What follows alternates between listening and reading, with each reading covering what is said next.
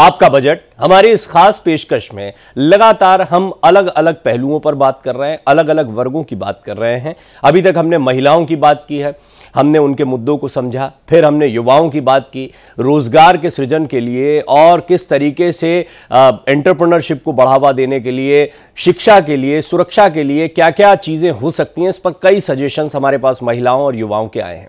आज एक और बहुत बड़ा और अहम मुद्दा उठाने जा रहे हैं। यूं तो हर वर्ग बहुत महत्वपूर्ण है, लेकिन भारत किसानों का देश है। कृषि आधारित इस देश में किसानों को लेकर योजनाओं का हमेशा इंतजार किया जाता है।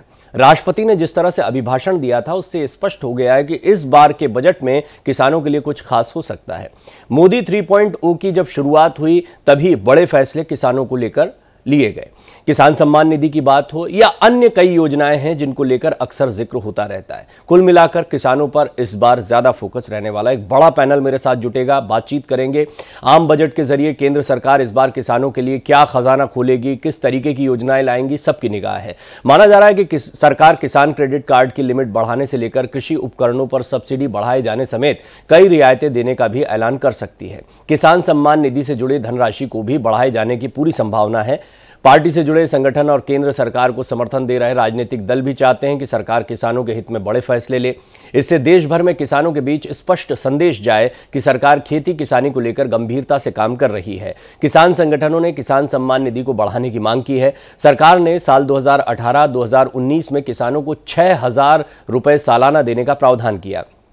इसके बाद से लगातार महंगाई बढ़ी है और किसानों की लागत भी। इसे देखते हुए सम्मान निधि की राशि को बढ़ाकर 10 से 12,000 रुपए सालाना किया जाना चाहिए, इस तरह की मांग उठती रही है। सरकार इस निधि को बढ़ाकर सालाना 8,000 रुपए कर सकती है। अभी किसान सम्मान निधि और किसान क्रेडिट कार्ड की बात करें तो इस पर 3 लाख रुपए का एग्रीकल्चर लोन सालाना 7% ब्याज दर पर किसानों को मिल रहा है, जिसमें 3% की सब्सिडी सरकार देती है। यानी किसानों को यह ऋण सालाना 4% ब्याज दर पर मिलता है।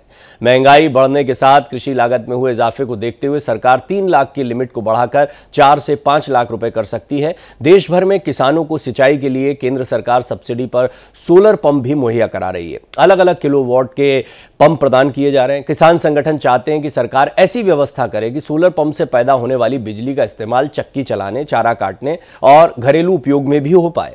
बजट में इसकी घोषणा भी हो सकती है। कृषि उपकरणों की खरीद पर केंद्र सरकार जीएसटी वसूलती है। किसान संगठन इसका विरोध करते रहे हैं। उनकी मांग है कि सरकार कृषि उपकरणों पर लगने वाली जीएसटी को हटाए या फिर किसानों को इनपुट टैक्स क्रेडिट का लाभ दे। सूत्रों के मुताबिक बजट में सरकार कृषि उपकरणों पर जीएसटी की दरों को कम कर सकती है या ज्यादा सब्सिडी देने का फैसला कर सकती है। तो कई महत्वपूर्ण मुद्दे हैं जिनके आधार पर हम ये कह सकते हैं कि किसानों को लेकर इस बार कुछ बड़े फैसले लिए जा सकते हैं। और भी कई आयाम हैं। सबसे महत्वपूर्ण बात यह होती है कि किस तरह से किसानों की जिंदगी बेहतर हो। पीएम किसान सम्मान निधि में बढ़ोतरी हो सकती है। बजटीय आवंटन को 30% बढ़ाया जा सकता है। केंद्र सरकार करीब 80,000 करोड़ रुपए इसको कर सकती है। कर्ज माफी को लेकर कोई बड़ा ऐलान हो सकता है। वित्तीय स्थिति को सुधारने के लिए कोई बड़ी घोषणा हो सकती है। पीएम फसल बीमा योजना का दायरा बढ़ सकता है। किसान क्रेडिट कार्ड को लेकर बड़ा ऐलान मुमकिन है। और वित्तीय स्थिति को सुधारना, 2 गुनी आय करने की बात कही गई थी, तो इस पर बड़ा फोकस हो सकता है। सरकार कई बड़े ऐलान कर सकती है। खेती में ड्रोन के इस्तेमाल को लेकर भी सब्सिडी दी जा सकती है। इनोवेशंस को बढ़ावा दिया जा सकता है। किसानों को अटल पेंशन योजना से जोड़ा जा सकता है। अधिकतम पेंशन 10,000 रुपए तक पहुंचाई जा सकती है। तो ये महत्वपूर्ण बातें हैं जो हो सकता है कि इस बजट में देखने को मिले। अब बजट से क्या क्या उम्मीदें हैं वो भी आपको फटाफट बताते हैं। किफ़ायती दरों पर ऋण मुहैया कराना चाहिए, बिना किसी शर्तों के आसानी से लोन किसानों को मिल सके, इसकी व्यवस्था होनी चाहिए। ऋण भुगतान के लिए पर्याप्त समय मिल सके, इस पर भी काफ़ी जोर रहा है। साथ ही साथ स्किल डेवलपमेंट की जब बात होती है तो किसानों के सिलसिले में इस पर ज़्यादा जोर। कौशल विकास कार्यक्रम के लिए फ्री ट्रेनिंग, और यह भी एक महत्वपूर्ण मुद्दा है। पीएम किसान सम्मान निधि योजना की किस्त बढ़ाई जानी चाहिए। योजना के पात्रता मानदंडों को और बेहतर बनाया जाना चाहिए। ऐसी व्यवस्था हो जिससे सब्सिडी डीबीटी के तहत आए, ये भी हमेशा से मांग उठती रही है। एग्री सेक्टर में ड्रोन टेक्नोलॉजी के लिए कोई नया प्रोग्राम लेकर आए। गैर कृषि गतिविधियों को संबोधित करने की आवश्यकता है। फसल विविधीकरण और बहुफसली खेती को प्रोत्साहन देने की बात कही गई है या इसकी मांग उठती रही है। कृषि उपज के उपयोग को बढ़ावा देने के लिए पहल भी एक महत्वपूर्ण मुद्दा है। मेरे सहयोगी राहुल पांडे और देवनाथ, दो सहयोगियों के पास चलते हैं। देखिए, हम किसानों से भी बात कराएंगे, कई एक्सपर्ट्स भी मेरे साथ जुड़ेंगे। पहले राहुल, आपके साथ जो किसान मौजूद हैं उनसे बात करना चाहेंगे, क्या अपेक्षाएं उनकी बजट को लेकर है? जी बिल्कुल, देखिए हम इनसे बातचीत कर जान लेते हैं कि आखिर इस बार के बजट से किसानों को क्या कुछ उम्मीदें हैं। क्या उम्मीदें हैं चाचा इस बार के बजट से आप लोगों को? किसानों की जो दिक्कतें हैं उसमें सबसे बड़ी दिक्कत है उनके द्वारा तैयार किए उत्पाद को मार्केट में बिकने के लिए। उनका जब उत्पाद बाजार में जाता है तो उसका उचित मूल्य नहीं मिलता। इसके लिए सरकार को सोचना चाहिए।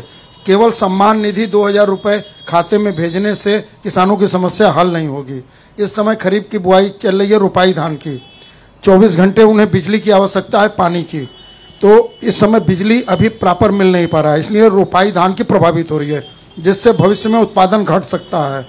इन सब चीज़ों को ध्यान में देखते हुए प्रॉपर बिजली, खाद का समय से उपलब्धता, बाजार मूल्य पर जो है नियंत्रण करना। जब किसानों का माल बाजार में जाता है उसको उचित मूल्य मिलना चाहिए। उसके लिए जब बाजार भाव गिर रहा है तो वेयर हाउस बनाने चाहिए जिसमें स्टोर करके किसानों का जब उत्पादन कम होता है तो बिक्री किया जा सके। इन सब चीज़ों से ये रोजगार का भी सृजन होगा और किसानों को उचित फसल का मूल्य मिलेगा। किसानों का खेती के प्रति रुझान जो दिन प्रतिदिन घट रहा है उसके पीछे सबसे बड़ी जरूरत व्यापार में उनके द्वारा उत्पादित किए हुए लागत ज़्यादा लगता है, उनको उत्पादन का मूल्य कम मिलता है। अभी कुछ दिन पहले किसान 100 रुपये, आम उपभोक्ता 100 रुपये में टमाटर खरीद रहा था, किसान के पास टमाटर नहीं था। तो अगर ये सब चीज़ सरकार वेयर हाउस बना के इकट्ठा रखे, जैसे वाराणसी के आसपास मिर्चे की खेती बहुत होती है, टमाटर की होती है, एक टमाटर का प्रोसेसिंग प्लांट लगा दिया जाए, उससे किसानों को लाभ मिलेगा।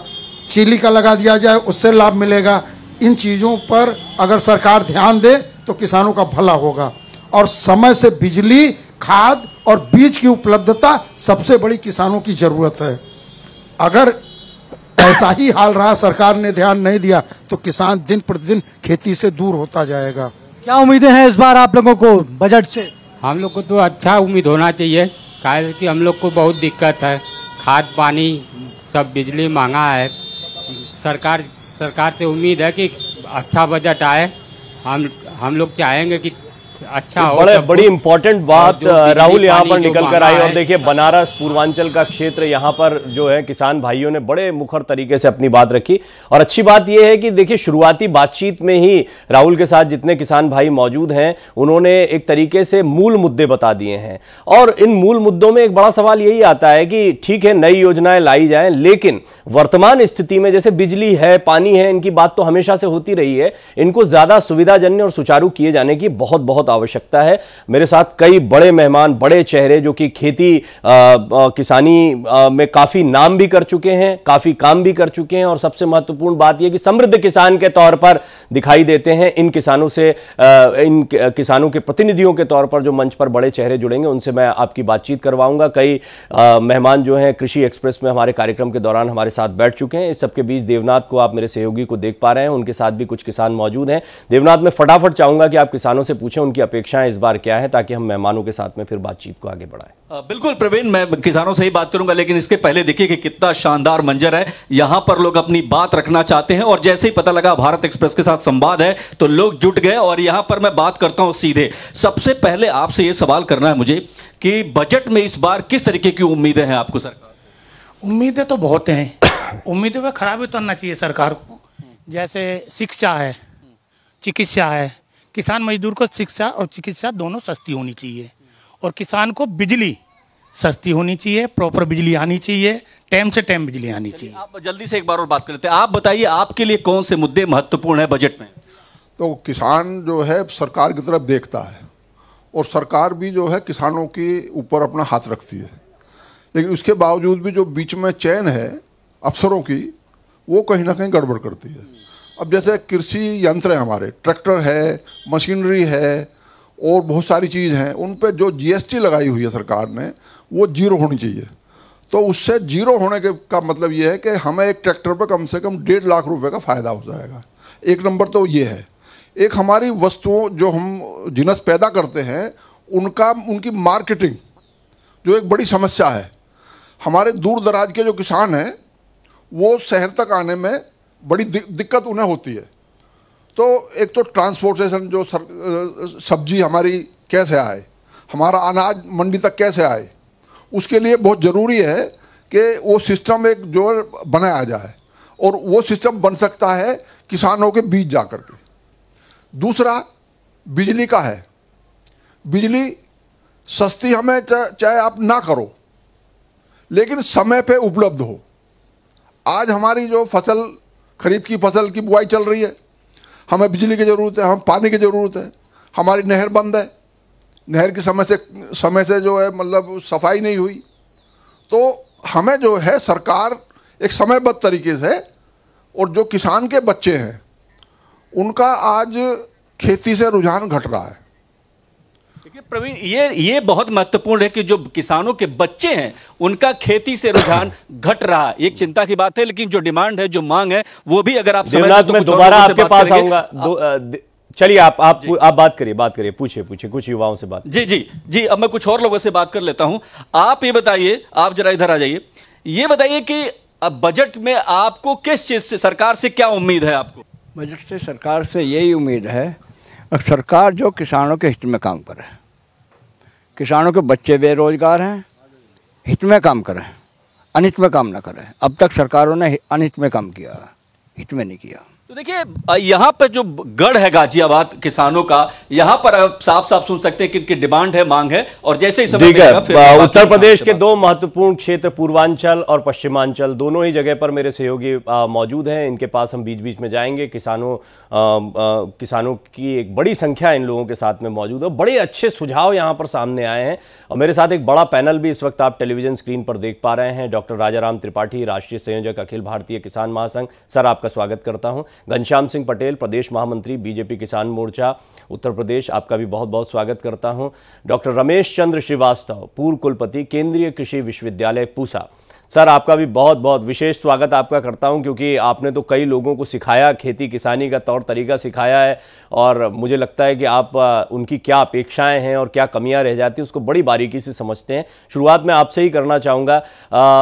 हम कृषि के ऊपर काफ़ी कार्यक्रम कर रहे हैं, कृषि एक्सप्रेस भी हमारा एक ऐसा ही प्रयास है, लेकिन मैं चाहूँगा कि आप थोड़ा सा ये बताएं कि वर्तमान में नई योजनाओं, नई अपेक्षाओं से ज़्यादा ज़रूरी है कि एग्जिस्टिंग इंफ्रास्ट्रक्चर को बेहतर किया जाए, सुचारू किया जाए। देख रहे हैं आप, किसान बिजली की बात करते हैं, सिंचाई की बात करते हैं, ट्रैक्टर्स की बात करते हैं, यानी उनके पास जो कुछ है उसको सुविधाजन्य और स्मूथ बनाया जाए। सबसे पहली तो यही मांग होनी चाहिए। इसकी क्या स्थिति है और क्या होना चाहिए इस बजट में? पहले मैं आपका धन्यवाद करना चाहूंगा कि आपने मुझे एक मौका दिया कि इसी के बारे में मैं अपनी बात रख सकूं।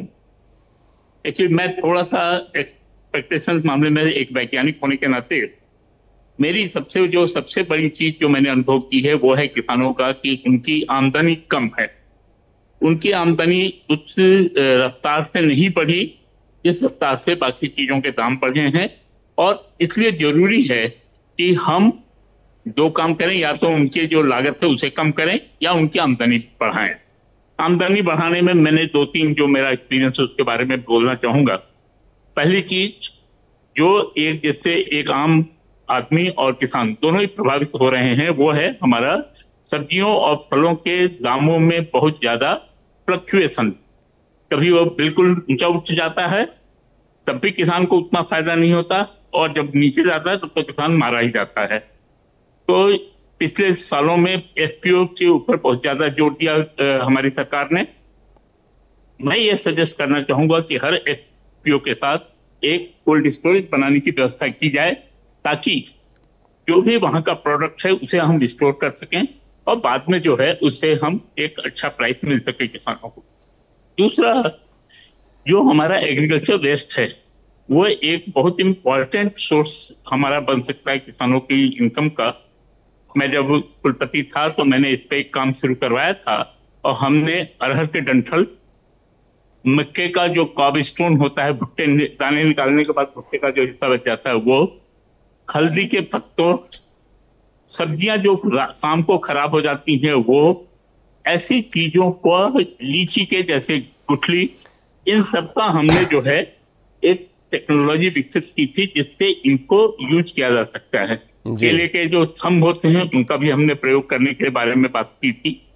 इससे अगर हम सही ढंग से, मेरा जो सजेशन होगा कि गवर्नमेंट एक सबमिशन चलाए on the use of agro waste monetisation, तो उससे हमारे किसानों की आय 20 से लेकर 30% तक सीधे बढ़ सकती है। जी, ये आपने बहुत महत्वपूर्ण सजेशंस दिए हैं। और सर मैं आपके पास दोबारा आऊंगा, आपका वीडियो भी थोड़ा हम प्रॉपर तरीके से ताकि देख पाएं, उसके लिए मेरे सहयोगी आपकी थोड़ी सी मदद भी करेंगे। लेकिन आपके महत्वपूर्ण सजेशन हम सुन पाए हैं यहाँ पर, जिनको पैनल पर मौजूद तमाम दूसरे मेहमानों ने भी सुना है। और रमेश भाई रूपारेलिया भी एक बार फिर मेरे साथ इस मंच पर जुड़ गए हैं। मैं आपका भी रमेश भाई बहुत बहुत स्वागत करता हूँ। कृषि एक्सप्रेस में हमने रमेश भाई की पूरी एक कहानी दिखाई आपको, और दिखाया कि किस तरीके से आप समृद्ध किसान बन सकते हैं, किस तरह से 5 से 6 करोड़ का टर्नओवर एक किसान ले सकता है। तो उसके भी तरीके हैं। उन्होंने उस समय भी प्रोसेसिंग पर और दूसरी चीज़ों पर बड़ा जोर दिया था कि किसानों को इंटरनेट के कंप्यूटर के बारे में, डिजिटल क्रांति के बारे में जानकारी होनी चाहिए, साथ ही साथ में किसानों को प्रोसेसिंग के बारे में जानकारी होनी चाहिए। और अब हम देख रहे हैं स्टोरेज भी एक बड़े मुद्दे के तौर पर सामने आया है। पटेल साहब, मैं चाहूँगा कि आप भी इस पर अपने विचार रखें कि किसानों को लेकर, जैसा मैं बार बार कह रहा हूं, एक ही मूल प्रश्न है कि एग्जिस्टिंग जो जितनी भी चीजें हैं उनमें भी सुचारूपन आना चाहिए। वो अगर बेहतर हो जाए तो किसान तो हमारा मेहनती है ही, और हम देख रहे हैं कई समृद्ध और प्रगतिशील किसान हैं। यानी कि जो चीजें हैं उनको बेहतर करने के बजाय जो चल रहा है उसको और सुचारू बनाया जाए, इस पर ज्यादा जोर होना चाहिए। कैसे हो सकता है? बहुत बहुत धन्यवाद। मैं अभी आपके द्वारा प्रदर्शित रिपोर्ट को भी देख रहा था। देखिए, सरकार ने किसान को मजबूत करने के लिए तो पूर्व में अनेक योजनाएं दिया, और आज भी सरकार चिंतित है कि बजट के माध्यम से हम किसान को कैसे मजबूत कर सके। क्योंकि बजट 23 को आना है, तो 23 या 23 के बाद वो तस्वीर साफ होगी, और हमारा किसान जो उम्मीद किए है, मेरा विश्वास है कि किसान को उम्मीद से ज्यादा मिलने जा रहा है। पर जो जरूरत है किसान के लिए, किसान, अभी मैं 1-2 बयान सुन रहा था, किसान कोई अधीर नहीं, किसान सरकार की मंशा को समझकर उद्यमिता को स्वीकार करे। जब हम उद्यमिता की बात करते हैं, जैसे अभी शुरू में बनारस का जिक्र आया जी, तो मैं आज के 10 साल पहले की चर्चा कर दूं। आज से 10 साल पहले बनारस से न तो मिर्चा एक्सपोर्ट होता था, न परवल एक्सपोर्ट होता था। आज स्थिति आ गई कि बनारस मिर्चा भी भेज रहा है, बनारस परवल भी भेज रहा है, और टमाटर के प्रोसेसिंग की जो चर्चा आ रही थी, तो सरकार तो निरंतर उस पर काम कर रही है, और हमारे वैज्ञानिकों के, कृषि विशेषज्ञों की जो परामर्श आ रही है, सरकार उनको योजनाओं का रूप देने की तैयारी में है। खास करके जब हम उद्यमिता समझ लेते हैं तो हमारा खेत हमारा उत्पादन केंद्र होता है, और बाजार पर हमारी नजर होनी चाहिए। एक साथ बहुत जल्दी में कोल्ड स्टोरेज बना पाना, मैं असंभव तो नहीं कहता, पर कठिन है।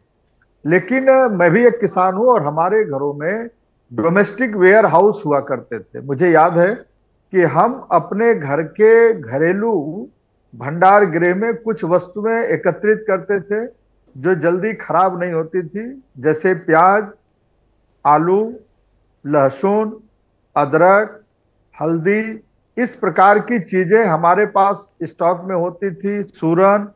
पर अभी हम लोगों ने अपने रहन सहन को थोड़ा बदला। रहन सहन बदलते ही हम अब इन चीजों की उपयोगिता तो हमारे जीवन में है, पर इनके भंडारण के लिए नहीं सोच पाए। तो मेरा तो आपके इस चैनल के माध्यम से जो लोग भी मुझे आ रहे हैं, मेरा उनसे विनम्र निवेदन है कि पहले किसान के लिए सरकार भंडारगिरी तो देगी। एफपीओ एक बड़ी योजना है, और एफपीओ से जुड़ने वाले हमारे जो युवा साथी हैं, जो डिजिटल क्रांति की ओर कदम बढ़ा रहे हैं, जिन्होंने माननीय प्रधानमंत्री जी की अनेक योजनाओं से जुड़ के काम किया है, जो कौशल विकास के माध्यम से ट्रेंड होकर के खेती किसानी को उद्यम की ओर ले जा रहे हैं जी, वो तो पैर बढ़ा रहे हैं। पर जो प्रौढ़ किसान है, जिन्होंने अपने जीवन के अनुभव लिए हैं, मेरा उनसे भी आग्रह है कि इसको उद्यमिता की दृष्टि से देखें। नहीं, लेकिन देखिए पटेल साहब, इसी आपके फोरम में अभी जिस पैनल पर आप बैठे हैं, रमेश भाई रूपारेलिया भी हैं। रमेश भाई जो हैं उन्होंने भी पूरा जीवन इसी तरह खेती किसानी में दिया, उनकी पूरी कहानी भी हमने रखी थी और किस तरीके से आज वो एक समृद्ध किसान के तौर पर बड़ी ख्याति भी उन्होंने पाई है। तो वो ऐसे भी कई एग्जाम्पल्स हैं कि आप आधुनिक चीजों का किसी भी उम्र में उसको हाँ, लेकिन ये बात सही है कि इसके लिए सरकार क्या प्रयास करे। इक्का दुक्का लोग या रमेश भाई की तरह कुछ लोग तो कर पाते हैं, सभी किसानों को ये ज्ञान मिल पाए, ये जानकारियां मिल पाए, इसके लिए विशेष प्रयास होना चाहिए। और बड़ी अच्छी बात है कि डॉक्टर श्रीवास्तव जैसा चेहरा भी इस पैनल का हिस्सा है, जो कि कई लोगों को सिखाते हैं और उन्होंने कई योजनाएं बनाई हैं। रमेश भाई, अभी आपने सुना, आपसे बड़ी लंबी चर्चा भी हुई थी। ये जो आप कर रहे हैं, कई और प्रगतिशील किसान कर रहे हैं, कैसे सभी किसानों तक पहुंच पाए, सामान्य किसान को भी ये सुविधाएं मिल पाए, और इसमें सरकार की बजट की क्या भूमिका हो सकती है? इसमें मैं तो ये कहूंगा आदरणीय प्रधानमंत्री नरेंद्र भाई मोदी और आज अभी चलने वाली भारत सरकार को, कि किसानों को अभी जैसे पूरे देश की मीडिया ड्रोन चला रही है, ड्रोन से ही किसानों का भरण पोषण हो जाना है, ऐसा नहीं है। किसानों को जो जैसे मैं कर पाया हूं, वो उस प्रकार की एक प्रॉपर एजुकेशनल तालीम दी जाए, और उसमें जो कमियां है, जैसे किसान को सीधा खेत से व्यापारी बना दिया जाए।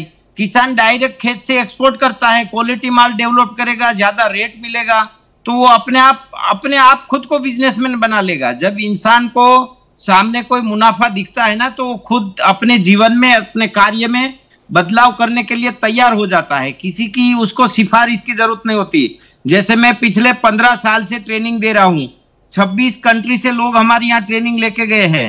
तो मेरा सरकार से एक यही अनुरोध है कि जो हम कर पाए हैं, मैं ही कर पाया ऐसा अभिमान नहीं कर रहा हूँ, मेरे जैसे हजारों किसान इस देश में सफल हुए हैं।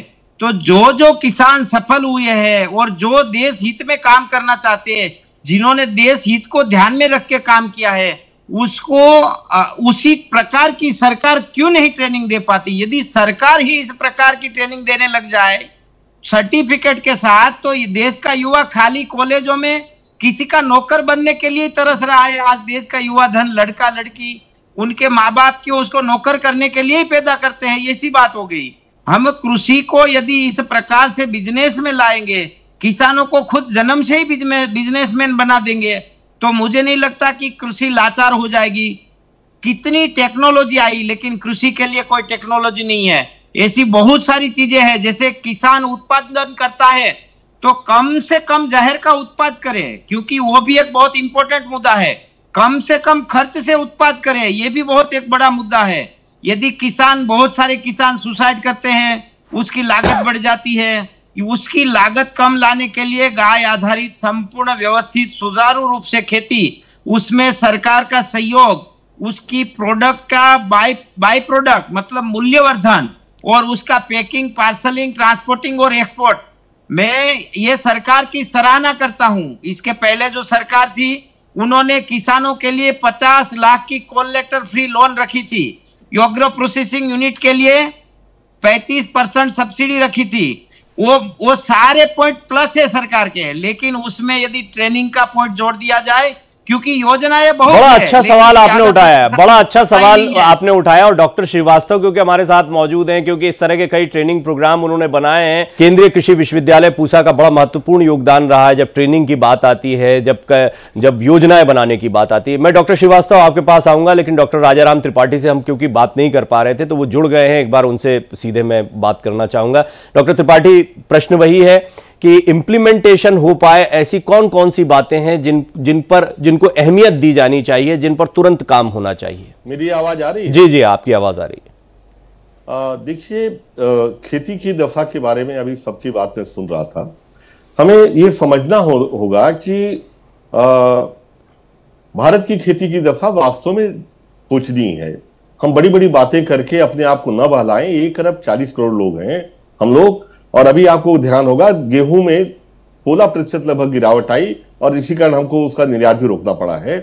तो हम झूठे आंकड़ों के पहाड़ों पे बैठ के योजना की बात करते हैं।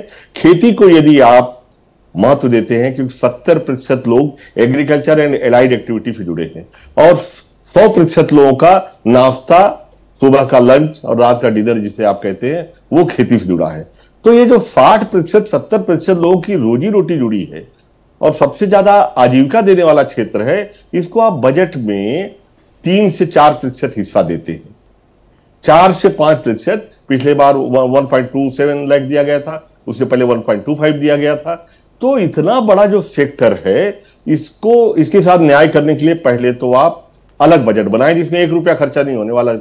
अलग बजट पेश करेंगे अगर आप, जैसे रेल का करते हैं, तो ये बड़े सेक्टर को प्रॉपर एड्रेस कर पाएंगे, सारे सेगमेंट को आप कवर कर पाएंगे, पहली चीज। दूसरी चीज है एमएसपी लीगल गारंटी में भी मैं मानता हूं 1 पैसा नहीं लगेगा। मैं खेती के साथ अर्थशास्त्र का स्टूडेंट भी रहा हूं। मेरा मानना है लीगल गारंटी की बात करेंगे तो सरकार तो अभी भी जो खरीदती है बेचारी वो एमएसपी पे खरीदती है, उससे कम पे नहीं खरीदती। लेकिन व्यापारियों को जो खरीदते हैं उन्हें गुणवत्ता के आधार पे जो रेट तय हो एमएसपी के, वो उस पे बाध्य किया जा सकता है। ये लॉ एंड ऑर्डर का प्रश्न है, ट्रेजरी से रिलेटेड है ही नहीं। ये बड़े आराम से सरकार कर सकती है। दूसरी चीज ये है कि पीएम किसान निधि, उसमें भी बढ़ोतरी हो सकती है। उसके अलावा मैंने समय समय पे सलाह दी और सरकार ने मानी भी कि जो किसान पूरा जीवन देश का पेट भरता है, जब बूढ़ा हो जाता है तो उसे परिवार में सम्मान भी मिले और उसके लिए कुछ ऐसी योजना हो जो ससम्मान बचा खुचा जो जीवन है, जब शारीरिक शक्ति नहीं रहती तब उसे उसका बीते, उसके लिए एक पेंशन योजना प्रॉपर आनी चाहिए। सरकार ने पिछली बार मैंने सलाह दी, मानी भी, लेकिन चूचू के मुरब्बे की तरह पियरलेस योजना की तहत एक ले आए कि 20 साल भरेंगे तो 60 साल बाद मिलेगा, तो वो योजना का कोई औचित्य नहीं है। प्रॉपर योजना आनी चाहिए। दूसरा, बीमा कंपनी वाले में बार बार हम फेल हो रहे हैं। हम आधा हमारा गवर्नमेंट देती है, हमारा जो इंस्टॉलमेंट है बीमा का, और आधा किसान देता है। किसान से भी लेना मेरे ख्याल से नहीं लिया जाना चाहिए और बीमा कंपनियों को उत्तरदायी बनाया जाना चाहिए, जैसे जिस तरह गाड़ी घोड़े में है, हर चीज में हम देखते हैं। तो दूसरी चीज इसके साथ हम ये कह सकते हैं कि आयात निर्यात नीतियां जो है उनमें बड़ा चंद व्यापारी इसका फायदा उठाते हैं। पिछली बार प्याज में देखा, जब बम्पर स्टॉक होता है तब आप एक्सपोर्ट को रोक देते हो और बाद में जब कीमत बढ़ जाती है तो इंपोर्ट करते हो। तो व्यापारी दोनों हाथ से कमा रहा है और किसान दोनों हाथ से कमा रहा है। यह भी ठीक किया जा सकता है, बड़े आराम से किया जा सकता है। और आपके जो एमएसपी के अलावा मेरा मानना है कि आप शोध पे, जो खेती कृषि में शोध पे अन्य देशों में बहुत खर्चा किया जाता है। बहुत ही इंपॉर्टेंट 2 पॉइंट आपने डॉक्टर त्रिपाठी उठाए, मैं बड़े ध्यान से सुन रहा था और मैं ये जानता भी हूं कि पूरा पैनल आपको बड़ी गंभीरता से सुन रहा है। एक तो कृषि पर अलग से बजट और शोध, ये इतने महत्वपूर्ण बिंदु हैं जिन पर अभी तक हम चर्चा नहीं कर पाए थे। और डॉक्टर श्रीवास्तव, मैं आपसे ये गुजारिश करूंगा कि आप एक जगह पर कहीं स्थिर बैठ जाए, क्योंकि पूरा पैनल आपको लगातार देख रहा है मूव करते हुए।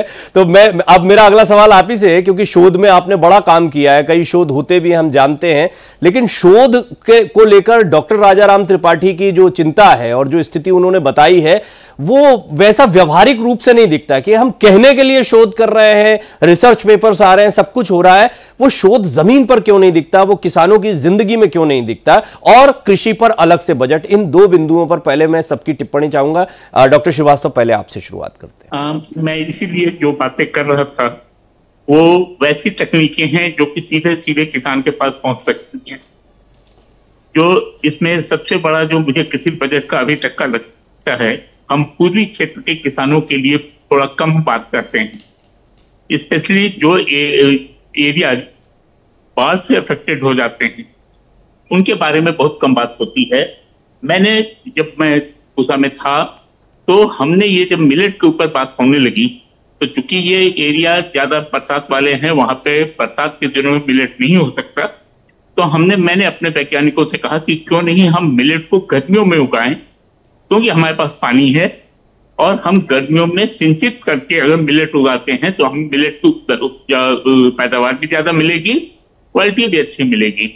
तो हमने ये पाया कि बड़े आराम से, खासतौर से उन इलाकों में जहां बरसात में बाढ़ का पानी भर जाता है, वहां गर्मियों में अगर हम रागी उगाते हैं, सबसे ज्यादा मुझे रागी में पोटेंशियल नजर आया, रागी उगाते हैं तो बड़े आराम से 2.5 से 3 टन प्रति हेक्टेयर यील्ड मिलेगी।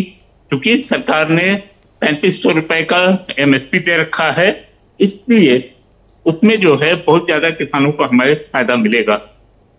चौथी चीज, एक और चीज जो मैंने कही किया है जिसके ऊपर काम और जिसको प्रधानमंत्री जी ने भी अप्रिशिएट किया था, वो है मेरा सुखेत गांव का एक मॉडल, जिसमें हम किसानों से गोबर इकट्ठा करके उससे बना के और उससे किसानों को हम पैसा नहीं देते, क्योंकि जैसा आपने छत्तीसगढ़ में देखा वो एक अच्छा खासा स्कैम बन गया।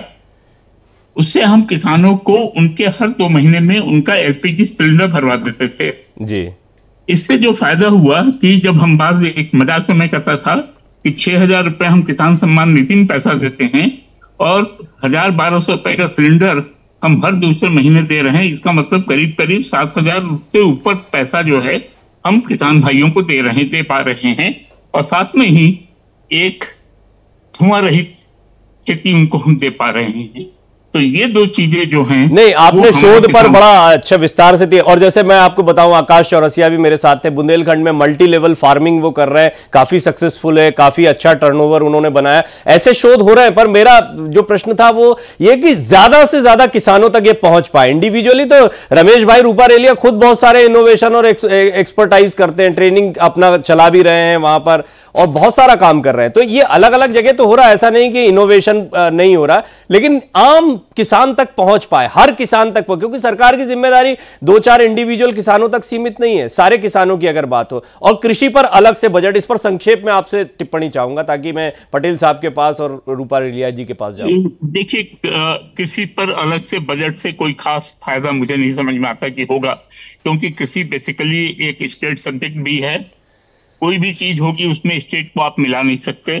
तो और हमारे पास 16 एग्रो इकोलॉजिकल जोन है, अगर उससे कहें, वैसे तो 125 हैं, लेकिन 16 जो मुख्य इकोलॉजिकल जोन है, सबकी अलग अलग रिक्वायरमेंट है जी। तो बजट से उसे करना मेरे ख्याल से बहुत ज्यादा फायदेमंद नहीं होगा। इसे हम मेन बजट का हिस्सा रहने दें, क्योंकि मेन बजट से हमें ज्यादा कंट्रीब्यूशन मिल पाएगा जी। इसलिए वो जरूरी कोई बहुत ज्यादा मेरे हिसाब से, मे भी कुछ लोगों के हिसाब से वो बेहतर लग मुझे लगता है पटेल साहब इस पर पॉलिटिकली भी थोड़ा टिप्पणी कर पाएंगे। डॉक्टर रमेश चंद्र श्रीवास्तव, मैं आपका बहुत बहुत धन्यवाद करता हूं, आपने कीमती समय निकालकर हमारे साथ में इस मंच पर जुड़े, आपसे बातचीत करके काफी महत्वपूर्ण बिंदु मिले। पटेल साहब, मुझे ये बताएं आप कि अभी जो मुद्दे उठे हैं उसमें थोड़ा सा एक पॉलिटिकल इच्छा शक्ति भी बहुत महत्वपूर्ण है। एक तो अलग से बजट की बात मुझे बहुत दिलचस्प लगा डॉक्टर त्रिपाठी का ये पॉइंट, हालांकि इस पर विचार, क्योंकि हम रेल को लेकर करते हैं और कृषि आधारित इस देश में, क्या इस पर विचार होना चाहिए नहीं होना चाहिए, उसकी कुछ व्यवहारिकता पर तो डॉक्टर श्रीवास्तव ने प्रकाश डाला है, फिर भी आप इस पर जरूर टिप्पणी करें। और दूसरा, ये शोध किसान की जमीन तक या आम किसान तक क्यों नहीं पहुंच पाता? पहले तो मैं आपको एक धन्यवाद ये करता हूं कि आपने किसान के जिंदगी में उन्नयन और बदलाव की मुहिम को छेड़ दिया और आम आदमी तक पहुंचा दिया।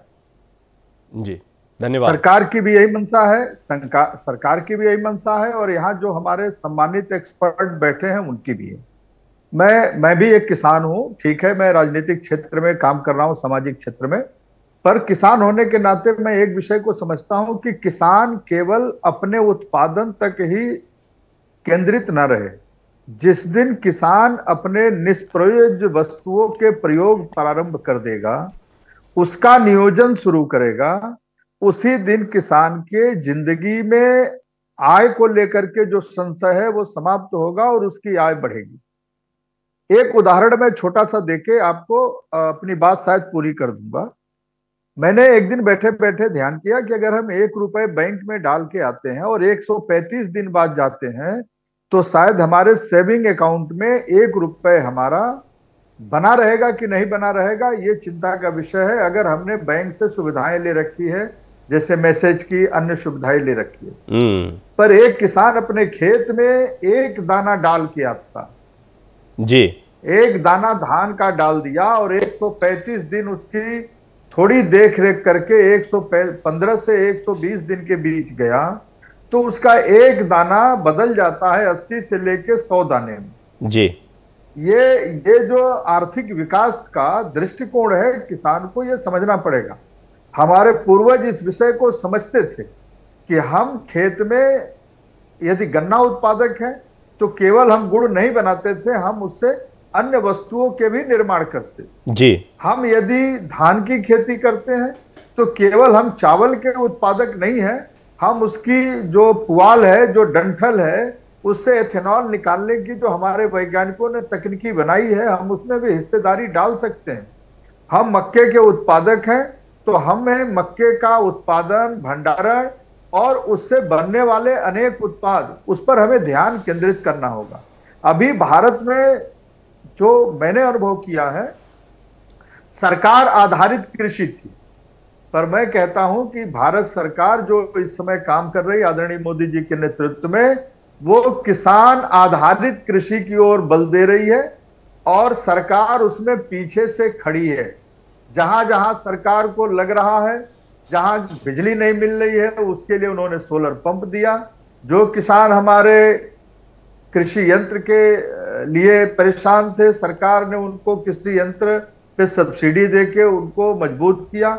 जो किसान हमारे भंडार गृह बनाने के क्षेत्र में काम कर रहे थे और पैसे के कारण नहीं कर पा रहे थे, तो बैंकों के ऊपर दबाव बना के, और खास करके नाबार्ड इस समय इस क्षेत्र में बड़ा काम कर रहा है। जी, तो निश्चित तौर पर आपने महत्वपूर्ण बातें कही और डॉक्टर त्रिपाठी इस पर कुछ कहना चाह रहे होंगे, लेकिन आप देख रहे हैं मेरे हमारे वैज्ञानिकों ने सुझाव दिया है जी, वो भी बड़ा महत्वपूर्ण है। जी जी, आज अगर मैं इस पर थोड़ा डिटेल में आपसे बात करता हूं पटेल साहब, क्योंकि आप देख रहे हैं कि स्क्रीन पर बहुत सारे किसान भाई भी जो है मेरे सहयोगी देवनाथ के साथ बैठे हैं और बड़ी देर से हम उनके पास गए नहीं है। तो देवनाथ, यहां पर कुछ सजेशंस आए हैं और उनमें महत्वपूर्ण बात यह है कि कृषि का एक बजट अलग से, जो डॉक्टर त्रिपाठी ने कहा है वो बड़ी बात है। दूसरी महत्वपूर्ण बात यह है कि शोध, इनोवेशन या और भी किसान जो जिस तरीके से पुराना एक विज्ञान था हमारा, उस वैज्ञानिक खेती से हम कहीं दूर तो नहीं हो गए हैं, या कितना इस्तेमाल कर पा रहे हैं, यानी कम लागत के साथ में आप ज्यादा से ज्यादा उपज ले पाए के लिए कितने प्रयोग कर रहे हैं। दो चीजें यहां पर जो किसान भाई मौजूद है इनसे अवश्य पूछिए। बिल्कुल, जो आप बात कर रहे हैं इससे भी साफ जाहिर है कि जब हम अन्नदाता कहते हैं तो इसका मतलब है कि किसानों से हम क्या लेते हैं, लेते ही लेते हैं, अन्न देता है वो। आप जरा एक बात बताइए, 2-3 सवाल है जो स्टूडियो से जानना चाहते हैं लोग, कि कुछ ऐसे पैनलिस्ट हैं जो कह रहे हैं कि जैसे रेल बजट पेश होता है जिस तरीके से, वैसे किसानों का भी बजट पेश होना चाहिए, और ये भी कह रहे हैं कि एक ऐसा विषय है जिस पर और ज्यादा सोचने की जरूरत है और खेती को नए रूप से देखने की जरूरत है। क्या कहेंगे आप? देखो, रेल बजट और कृषि का बजट, रेल जो है देश की जनता को एक तरफ से दूसरी तरफ ढो रही है, और ऐसे ही किसान जो कृषि कर रहा है वो पूरे देश का पेट भर रहा है। तो ये तो रेल बजट से भी बड़ी अहमियत का सब्जेक्ट है, और इसको खेती को जो है 18 विभागों में बांट रखा सरकार ने। तो सरकार की कहीं ना कहीं गड़बड़ी है। खेती को खेती के विभाग में रखे और इसकी तमाम, इसकी मार्केटिंग, उत्पादकता, इसमें क्या हमें जो है एडिशनल वो चाहिए, इनका सबका जो है एक विभाग बना के उसके चाहे मिनिस्टर तीन कर दें, लेकिन इसका अलग बजट होना चाहिए। एक और बात जो कह रहे थे, वो कह रहे थे कि किसान में ऐसा सिस्टम पैदा कर जाए कि खेत से ही वो अपनी चीजें बेचे, वो खुद व्यापारी बन जाए, किसी और पर निर्भर न रहे। इसको लेकर के आप क्या कहते हैं? देखो, मेरा अपना तजुर्बा है। मेरा यहाँ बगल में एक 1.5 बीघा खेत है, 1500 गज।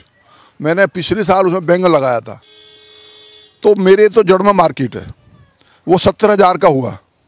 और अगर मुझे मार्केट मेरे घर पे मिल जाए, ये पूरी कॉलोनी है यहाँ, आज मैं टमाटर जो सुबह लाया 80 रुपये किलो मंडी से, और यहाँ 100 रुपये किलो बिकता है।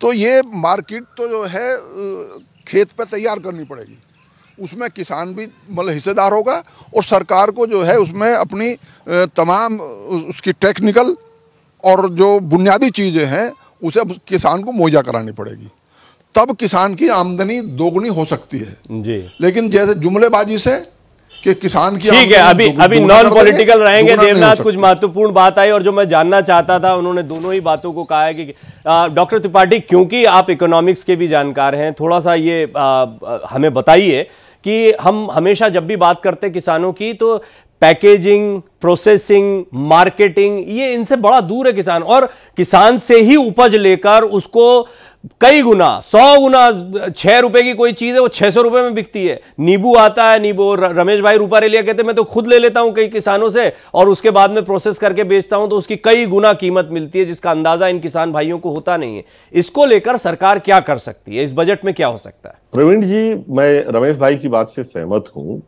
और लेकिन इस बात को भी समझना है कि जितने आपके 84% किसान 3 एकड़ या 4 एकड़ के हैं, 4 एकड़ से नीचे के हैं, और हर किसान मार्केटिंग कर ले, स्वयं मार्केट कर ले, ये संभव नहीं है।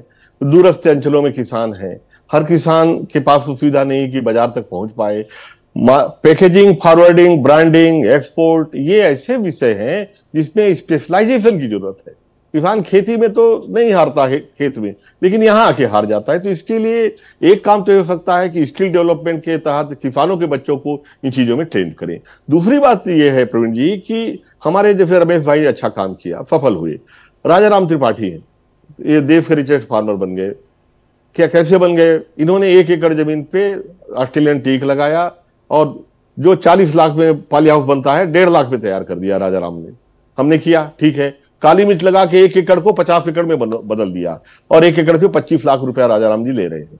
रोज यहाँ किसान आके देख रहे हैं। लेकिन राजा राम जी पूरा जीवन 30-40 साल लगा के पैदा किए और अभी पूरा जीवन लगा के भी ज्यादा से ज्यादा 1000 राजा राम बना पाएंगे। तो इनोवेटिव फार्मर जो हम सफल किसान हैं, रमेश भाई हैं, इनके मॉडल को रिप्लिकेट तो देश के सरकार कर सकती है, उसके बाद असीम साधन है। तो मेरा कहना है जो सफल किसान है, इनोवेटिव फार्मर है, नए नए टेक्नोलॉजी पे काम कर रहे हैं, जुगाड़ पे कर रहे हैं, 30-40 साल बाद कोई नई चीज जब हासिल करके लाते हैं तो वो चीजें देश के हर किसान तक पहुंचाने का काम गवर्नमेंट का है, आगे आके करना चाहिए। और किसानों को भी वैज्ञानिक का दर्जा दिया जाना चाहिए। किसान, भारत में खेती का विकास किसान ही कर पाएंगे। बहुत सारे किसान, बहुत सारे राजाराम अपने अपने क्षेत्र में अच्छा काम कर रहे हैं। जरूरत है उन तक उस ज्ञान को बाकी किसानों तक पहुंचाने के लिए। अपनी बात इस नोट्स के साथ जरूर खत्म करूंगा। क्लाइमेट चेंज के कारण खेती के उत्पादन पे भारी असर पड़ा है। प्रवीण जी, आपकी इस महत्वपूर्ण चैनल से को बताना चाहूंगा कि रबी खरीफ जायद 3 फसलों में जायद फसल धीरे धीरे देश में लगभग खत्म हो गई है। और रबी में जो गेहूं होता है, गर्मी बढ़ जाने के कारण, जो क्लाइमेट चेंज जिसको हम कॉफी हाउस का डिस्कशन का पॉइंट मानते थे, अब हमारे गला पकड़ रहा है। गर्मी ज्यादा बढ़ जाने के कारण गेहूं के दाने सिकुड़ गए और उत्पादन कम हुआ है। ये भयावह सच्चाइयां हैं। इससे बचने के लिए पेड़ लगाना जरूरी है खेतों में। और जो मैंने एक मॉडल दिया, मैं चाहूंगा उससे आप लोग देखें, समझे और रिसर्च पे ज्यादा पैसा दें वैज्ञानिकों को। लगातार 8,513 2022 में दिया, 8,513 करोड़ 2024 में भी उतना रहने दिया, जबकि अन्य देश अपनी खेती में रिसर्च पे काफी पैसा। एक जो पटेल साहब कह रहे थे, आपकी इस बात से जुड़ती हुई बात लगती है, वो पटेल साहब का कहना है कि किसानों को आगे करके सरकार उन्हें सपोर्ट करे। सरकार आधारित कृषि के बजाय किसान आधारित कृषि पर ज्यादा ध्यान दिया जाए, तो किसान कुछ करेगा तो सरकार सपोर्ट करेगी उस बात को। बहुत बढ़िया कहा आपने। तो ये इस बात से आप इत्तेफाक रखते हैं कि सरकार किसानों को आगे बढ़ाते हुए, या किसान अगर खुद अच्छा कर रहा है तो सरकार सपोर्ट कर रही है उसको? प्रवीण जी, आपकी बात, मैं बिल्कुल आपकी बात से सहमत हूं। और किसान और सरकार के बीच में संवाद की बहुत बड़ी कमी है। इसी कारण आपने बीच में देखा, हम तो पॉलिटिकल चर्चा नहीं कर रहे हैं, ये दिक्कतें कई लोग पैदा करते हैं। तो किसान और सरकार के बीच संवाद निरंतर बने रहना चाहिए, ये बेहद जरूरी है। दूसरी, किसानों के ज्ञान को, परंपरागत ज्ञान को, उसको भी हमें देखना है। हम केवल ड्रोन या डिजिटल की ओर दौड़ रहे हैं या हाइड्रोपोनिक्स पे जा रहे हैं। मेरा मानना है हमारे यहाँ अच्छी जलवायु है, मिट्टी अच्छी है, हाइड्रोपोनिक्स की अभी तो जरूरत नहीं है। मंगल ग्रह पे जब जाएंगे तो देखेंगे। तो करोड़ों रुपया उस पर हम खर्चे कर रहे हैं। तो मेरा मानना है कि जो अगर हम व्यवहारगत खेती को नहीं देखेंगे, व्यवहारिक खेती को नहीं देखेंगे और मेंटल ब्लॉक से नहीं उठेंगे, जैसे एक मान्यता थी कि भाई केरल में ही काली मिर्च होती है या तमिलनाडु में होती है, हम छत्तीसगढ़ के हैं, बस्तर के, मध्य प्रदेश मध्य क्षेत्र के हैं, हमने लगाना चालू किया, सबने कहा नहीं होगी। 30 साल लगे, नई वैरायटी आई और पूरे देश में, आप गूगल देख लीजिए, आप IISR इंडियन इंस्टीट्यूट, आप स्पाइस मिशन से बात कर लीजिए, देश का औसत उत्पादन काली मिर्च का 1.5 से 2 किलो है। और यहाँ IISR के 3 साइंटिस्ट 3 बार आए और तीनों ने मिलकर गवर्नमेंट जर्नल में लिखा कि बस्तर में 8 से 10 किलो एक पेड़ से काली मिर्च ली जा रही। 4 गुना, 400% काली मिर्च का उत्पादन 1 पेड़ से बढ़ा है। बस अब आपने बड़ी इंपॉर्टेंट बात यहाँ पर कह दी, मैं थोड़ा इसको और समझूंगा आपसे, थोड़ा और समझेंगे। और कृषि एक्सप्रेस तो हमारी खास पेशकश चली रही है, उसमें भी इसको रखेंगे। लेकिन पटेल साहब, ये रेप्लिकेट होना चाहिए ना। 1-2 लोग, राजाराम त्रिपाठी जी प्रयास कर रहे हैं, रमेश भाई रूपारेलिया प्रयास कर रहे हैं, लेंगरे जी मेरे साथ थे, चौरसिया हैं जो सागर के हैं, बुंदेलखंड के, ऐसे कई किसान हैं, प्रगतिशील किसानों को हम दिखाते हैं। लेकिन ये रेप्लिकेट हो, ये लोग भी अपने स्तर पर कर रहे हैं, ये पक्का ट्रेनिंग दे रहे होंगे, आसपास में कई किसान इनसे सीख रहे होंगे, युवा सीख रहे होंगे। लेकिन सरकार इसको बड़े पैमाने पर रेप्लिकेट कर सकती है और किसान भी इसी तरह से काम कर पाए, इसके प्रयास कर सकती है। तो ये तो सरकार के जिम्मे आना चाहिए। नहीं, सरकार ने अपनी जिम्मेदारी लिया है और सरकार इससे कहीं अलग नहीं है। किसान सरकार के मुख्य एजेंडे में है और किसान को पूरा भरोसा करना चाहिए। पर क्या है कि किसान को बहुत जागरूक होना चाहिए। और मैं डॉक्टर राजाराम त्रिपाठी का जब ये विषय आया कि मैं बस्तर में काली मिर्च पैदा किया और उसका जो पैदावार थी वो आम पैदावार से ज्यादा थी, तो हम सारे किसानों को एक दूसरे से जुड़ के काम करना पड़ेगा। मुझे बहुत सारी चीजें तो मैं अपने परिवार में सीखा हूं। जब हम कृषि करते थे ना, तो कृषि में हम वैकल्पिक ऊर्जा के स्रोतों का भी प्रयोग करते थे, पर हमारे परंपरागत ऊर्जा के भी स्रोत थे। आज हमने परंपरागत ऊर्जा स्रोत अपनी जानकारी भर बंद करने की तरफ बढ़ गए, उस पर ध्यान नहीं दिया कि इसका जीवन रहना चाहिए। जैसे क्लाइमेट चेंज पे मैं आ रहा हूं जी, अभी कह रहे थे सरकार इस पर बहुत जोर दे रही है कि क्लाइमेट चेंज के दुष्प्रभाव पड़ रहे हैं। अब ये कैसे ठीक होगा? किसान को अपने गांव के जलाशय ठीक रखना पड़ेगा, किसान को अपने दरवाजे के कुएं पे फिर वही श्रद्धा लेके वापस लौटना पड़ेगा जो थी, किसान को अपने दरवाजे पर नीम के पेड़, आम के पेड़ खेतों में चाहे दरवाजे पर लगाने पड़ेंगे, किसान को अस्पताल की ऑक्सीजन पर नहीं निर्भर रहना पड़ेगा, बल्कि पीपल लगा करके उससे ऑक्सीजन अपने लिए तैयार करानी पड़ेगी। किसान को विटामिन की गोली पे न जाके गाय बहुत बढ़िया। मैं इसको एक लाइन में ऐसे बोलूं कि सिर्फ सरकार से उम्मीद करने के बजाय किसानों को ज्यादा इन्वॉल्वमेंट और ज्यादा भूमिकाएं दिखानी पड़ेगी, ज्यादा जागरूक होना पड़ेगा। क्योंकि पटेल साहब, किसान भाई भी मौजूद हैं देवनाथ के साथ, तो जरा ये सवाल उधर भी रखते हैं। और पश्चिम यूपी के वो किसान हैं जो थोड़ा सा एक संपन्न किसानों की श्रेणी में माने जाते हैं, और अब आज भी जो परंपरागत खेती है उसको यहाँ पर बरकरार रखा गया है। तो देवनाथ, ये सवाल जरूर पूछिए कि पानी की व्यवस्था हो, जलाशय बनाना हो, किसान खुद कितने इन्वॉल्व रहते हैं, किसान खुद कितने प्रयास कर रहे हैं, सिर्फ सरकार से उम्मीद करने के बजाय। जैसा पटेल साहब ने पेड़ लगाने की बात कही है, जलाशय बनाने की बात कही है, ये थोड़ा इनसे पूछिए। देखिए, आपका सवाल बहुत जायज है और मैं सीधे सीधे पूछ लेता हूं। मेरे साथ किसान हैं, आप पश्चिमी उत्तर प्रदेश में खेती के लेकर के तमाम सवाल करते हैं, सरकार से आप जवाबदेही चाहते हैं, लेकिन पानी को लेकर के, जलाशय बनाने को लेकर के आप लोग खुद क्यों नहीं आगे आते, ताकि जो है बहुत सारी चीज़ों में किसान खुद आत्मनिर्भर बन जाए और खुद एक नई पहल हो? सरकार से ही ज़्यादा से ज़्यादा उम्मीदें क्यों? देखो जी, किसान के पास इतनी सुख सुविधाएं नहीं है जो अपने जलाशय खोल लें, जलाशय बनाए, तालाब बनाए। तो सरकार से उम्मीद इसलिए है, सरकार इसके बारे में कदम उठाए। जैसे हमारे झोड़े हैं, सब जाम पड़े हैं, किसी का सौंदर्यीकरण नहीं है, किसी की सफाई नहीं है, तो जलाशयों की तो कमी है ही। सवाल को एक बार और पूछ लेता हूं आपसे, जरा ये बताइए कि ये भी बात आ रही है कि किसानों को खुद कुछ पहल करना चाहिए, और जो पश्चिमी उत्तर प्रदेश का किसान है वो ज्यादा समृद्ध किसान माना जाता है, वो ज्यादा जो है प्रगतिशील किसान है, ज्यादा अच्छी सोच वाला किसान है, ज्यादा खेती में इनोवेशन वाला किसान है। तो क्यों नहीं जलाशयों के लिए आप खुद लोग पहल करते हैं, बनाते हैं और कोशिश करते हैं कि कुछ नई चीज डेवलप हो और देश को इसका लाभ मिले? बिल्कुल, आपका सवाल वाजिब है। हम किसान को जो है आगे आना चाहिए और हम आते भी हैं, लेकिन हमारे सामने जो ब्यूरोक्रेट हैं वो इतनी शर्त लगा देंगे जिन्हें हम पूरी नहीं कर पाते। हम तो ये चाहते जो हमारे पुराने तालाब हैं उन्हें ये सुरक्षित और संरक्षित कर दें।